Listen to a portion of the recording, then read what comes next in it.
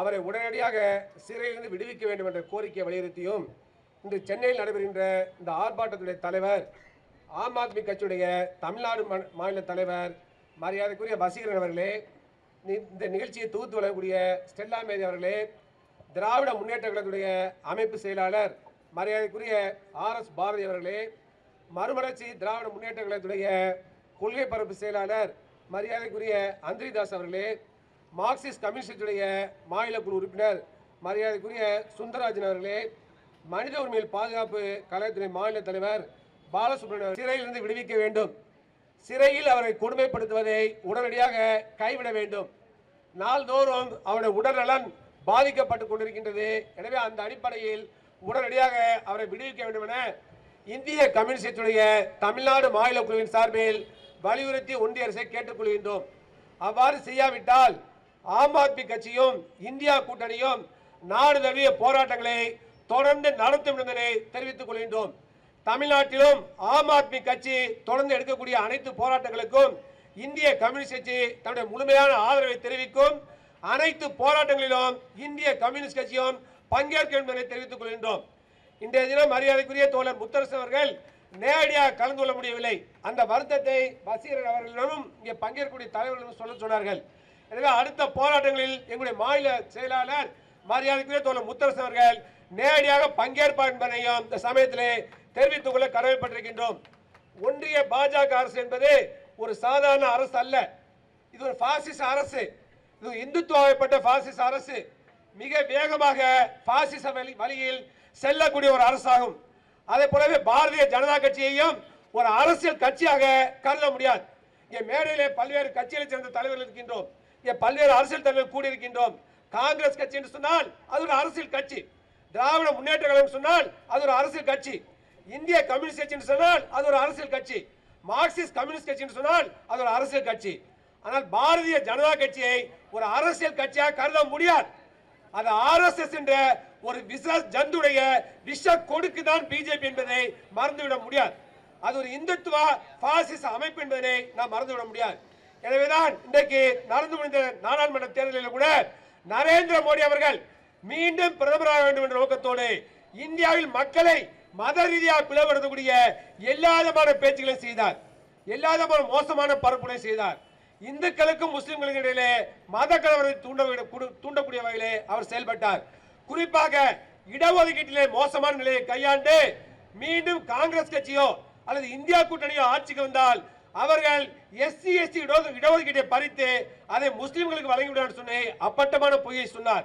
அதே போலவே நாட்டுடைய சொத்தை எல்லாம் பறித்து முஸ்லிம்களுக்கு இந்தியா கூட்டணி வழங்கிவிடும் சொல்லி தவறான பொய்யான பிரச்சாரத்தை எல்லாம் அவர் செய்தார் பார்க்க வேண்டிய அவசியம் இருக்கிறது. அவ்வளவு பிரச்சாரம் செய்தாலும் கூட இன்றைக்கு மிகப்பெரிய தோல்வியை தான் அவர்கள் சந்தித்திருக்கிறார்கள். ஆட்சியிலே அமர்ந்திருக்கலாம். ஆட்சியிலே பிஜேபியும் NDA அமர்ந்திருந்தாலும் கூட மிகப்பெரிய தார்மீக தோல்வியை பாரதிய ஜனதா கட்சி அடைந்திருக்கிறது மறந்துவிட முடியாது. சென்ற மக்களவைத் தேர்தலில் பாரதிய ஜனதா கட்சி 303 மக்களவை உறுப்பினர்களை பெற்றிருந்தது. ஆனால் இந்த தேர்தலில் 63 இடங்களை அதை இழந்திருக்கிறது என்பதை பார்க்க வேண்டிய அவசியம் இருக்கிறது.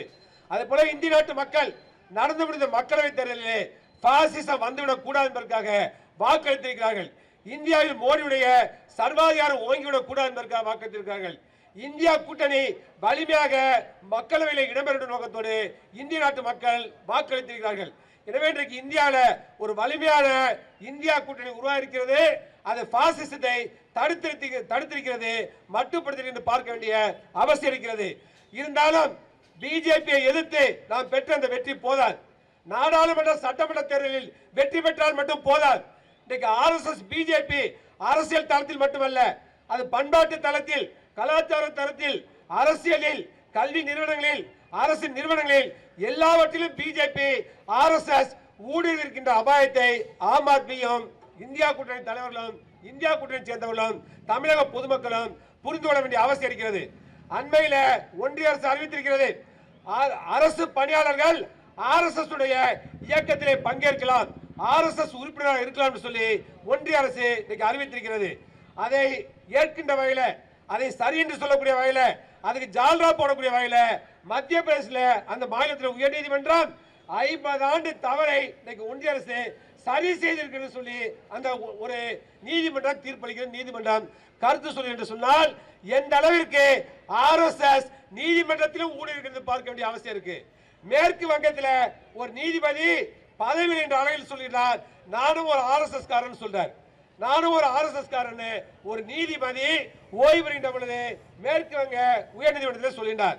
எனவே அப்படிப்பட்ட ஒரு மோசமான நிலைமை. எனவே இத்தாலியில முசோலினி எதை கடைபிடித்தாரோ அதை இன்றைக்கு பிஜேபி கடைபிடிக்கிறது, ஆர்எஸ்எஸ் கடைபிடிக்கிறது.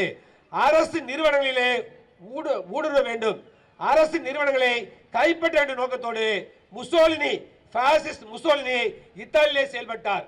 அதே போலவே ஹிட்லருடைய கொள்கை அமைச்சராக பிரச்சார அமைச்சராக இருந்த கோயபல்ஸ் அவர்களுடைய தீர்வு என்னவென்று சொன்னால், அவருடைய முக்கியமான கோட்பாடு என்று சொன்னால், மீண்டும் மீண்டும் ஒரு பொய்யை சொன்னால் அது உண்மையாகிவிடும் என்பதுதான் அவருடைய கோட்பாடு. எனவே இங்கே உள்ள நாசி கட்சியுடைய கொள்கை பரப்பு செயலாளர் இருந்தார்.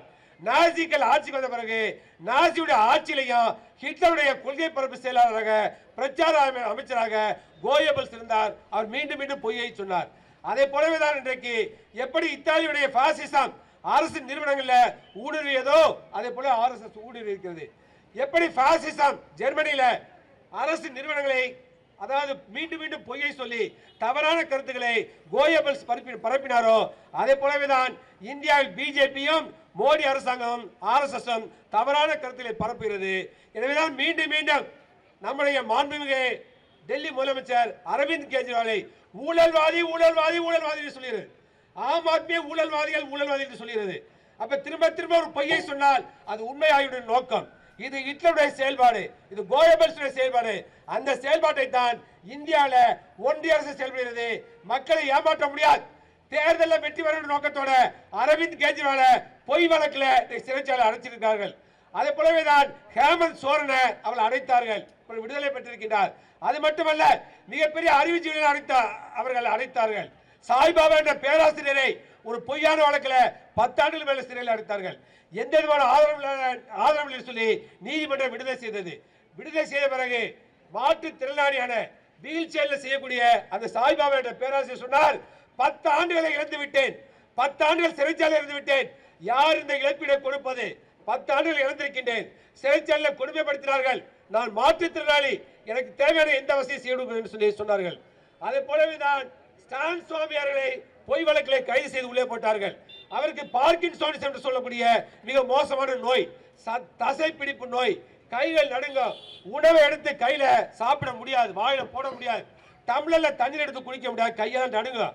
அப்படிப்பட்ட நோயில பாதிக்கப்பட்ட ஸ்டான் சுவாமி சொன்னாரு, ரொம்ப ரொம்ப சிம்பிளான கோரிக்கை தான் வைத்தாரு, எனக்கு தண்ணீரை குடிக்க முடியவில்லை, ஜூஸ் குடிக்க முடியவில்லை, எனக்கு ஒரு ஸ்ட்ரா கொடுங்கள் என்று சொல்லி தான் கேட்டார். அந்த ஸ்ட்ராவை கூட அன்றைக்கு இருந்த அரசாங்கம், மகாராஷ்டிரா அரசாங்கம் கொடுக்கவில்லை. அப்படிப்பட்ட மோசமான கொடுமைகள் எல்லாம் அந்த ஸ்டான் சுவாமி அவர்கள் அடுத்த பார்க்க வேண்டிய அவசியம் இருக்கிறது. எனவே பாசிசத்திற்கு அறிவுஜீவிகளை பிடிக்காது, பாசிசத்திற்கு நேர்மையாளர்களை பிடிக்காது, பாசிசத்திற்கு ஜனநாயக சக்தியை பிடிக்காது. பாசிசத்துக்கு பிடித்ததெல்லாம் ஒரு பொது எதிரை உருவாக்குவது, பாசிசத்துக்கு பிடித்ததெல்லாம் வெறுப்பரசியல் பரப்புவது என்பதுதான். எனவேதான் இன்றைக்கு மோடி அரசாங்கம் பொய் வழக்குகளை போடுகிறது. அரவிந்த் கெஜ்ரிவால் போன்ற ஜனநாயகவாதிகளை, அறிவுஜீவிகளை பொய் குற்றச்சாட்டு செய்து சிறைச்சாலை அடைத்திருக்கிறார்கள். அதை ஏற்க முடியாது. இந்திய கம்யூனிஸ்ட் கட்சி சார்பாக வன்மையாக கண்டிக்கின்றோம்.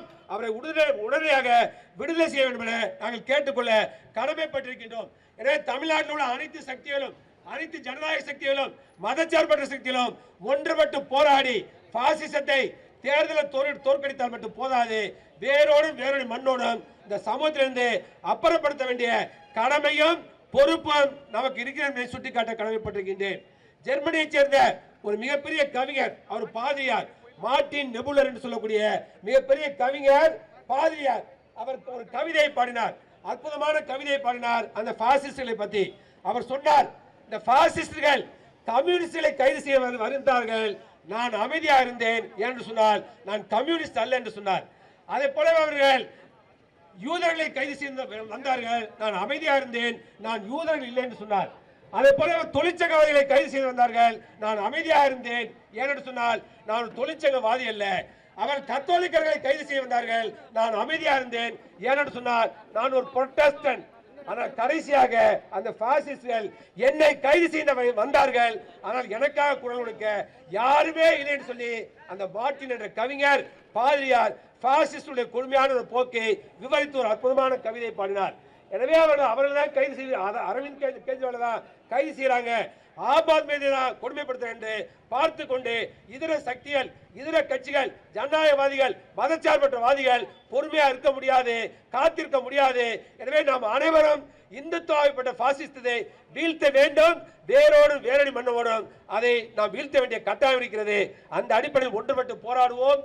நம்முடைய டெல்லி முதலமைச்சர் அரவிந்த் கெஜ்ரிவாலை சிறையிலிருந்து மீட்பதற்கு தொடர்ந்து குரல் கொடுப்போம். அனைவரும் ஒன்றிணைந்து போராடுவோம் என்று தெரிவித்துக் கொண்டு ஆம் ஆத்மி நடத்தக்கூடிய இந்த போராட்டத்திற்கு இந்திய கம்யூனிஸ்டுடைய மாநில குழுவின் சார்பில் என்னுடைய வாழ்த்துக்களை பாராட்டுகளை தெரிவித்துக் கொண்டு நன்றி பாராட்டி விடைபெறுகிறேன். நன்றி, வணக்கம்.